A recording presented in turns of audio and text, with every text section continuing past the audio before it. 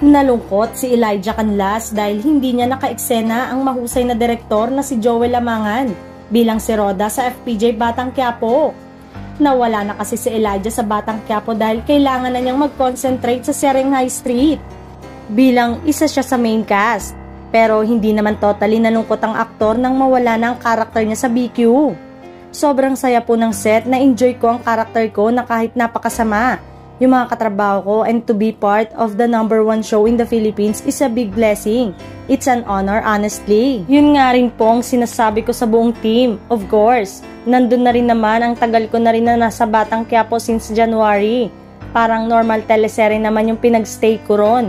And marami rin po kasi akong gagawin na sunod. And naniniwala ako na hanggang doon na lang yung karakter na yung eksena with Pablo and Bubbles.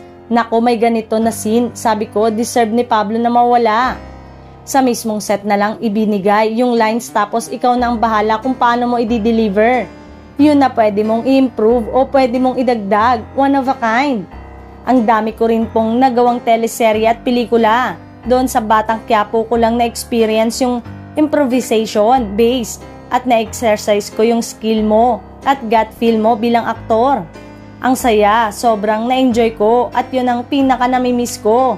At syempre yung mga tao, mga cast, and nagkaroon na rin ng bonding and friendship with them, masayang sabi ni Elijah.